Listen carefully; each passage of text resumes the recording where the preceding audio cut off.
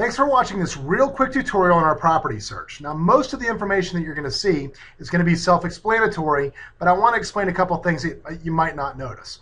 First of all, over here on the left is going to be your search criteria. Anything you enter here is how you're actually going to narrow down the property you're looking for. You can enter data in any field either using the sliders as you see below, or you can actually type it in manually by using your keyboard, whichever way is going to be more convenient for you. You can narrow it by beds and baths. Now, some of the more interesting things that I want to point out is if you're searching by school district, you'll simply want to open this up and start to type in whatever school that you may need to be in that district, and you'll see they'll just automatically pop here and you select the one you are. Now, it will limit it to properties strictly located within this school district. Another thing I want to point out that's very important is going to be both property types, where you can select, are you actually looking for a high-rise, land, residential, condo, manufactured, single family. You can check or uncheck things. Another important thing that's very, very important in this particular market, two things actually are going to be number one for foreclosures.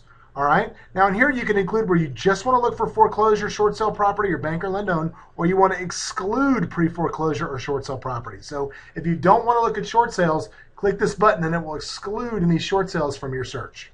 The next thing, very, very important, is going to be this, property status. Okay? Now from property status, if you're only looking for properties that are currently available, which means there's no offers on them and you could buy them right now, you want to unclick backup and contingent and unclick pending.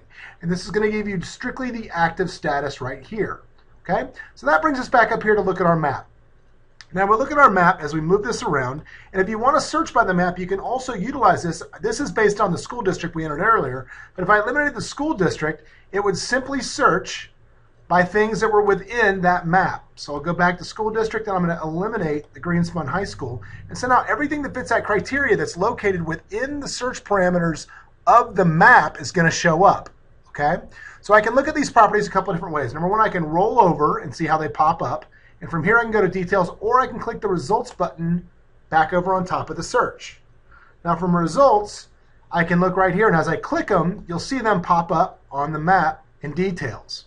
Now within the details, it shows you the bedrooms, bathrooms, square footage, the price, as well as all the photos. If I want to see the large photos, I'll click on the large photo button, and up they'll pop. And from here, I can actually scroll through all the pictures if I'd like using the next or previous buttons. Also, some interesting things located here within the details are going to be a couple things. Number one is going to be the maps. I can click on map, and again, it will pull up the same overhead map that we had before, but one of the new maps it's going to pull up is a Google Street View where you can actually see what the house or neighborhood might look like right here from the search, which is kind of interesting. Now, obviously, gated properties won't have this feature, but this one does. Now, moving back up to here, if you're interested in this house and you might want to see something similar, it'll pull up all the properties similar to the one you're looking at, but more importantly, it's going to pull up things that have recently sold that are similar to the property you're looking at. Now, this is going to help you know if the property that you're looking at is actually priced properly. Now, back up in the property, you can do a couple things. Schedule a showing, which means it'll have a realtor come show it to you. Ask a question about the property, or you can mark it for later if you're signed in, say right here as a favorite, to have an account.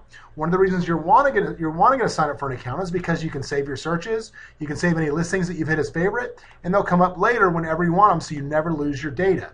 Now, say that you decided this search is just completely wrong and you want to start completely over. All you have to do is come back to the main search bar over here, hit Reset My Search, and you'll go back to the very beginning right where you started.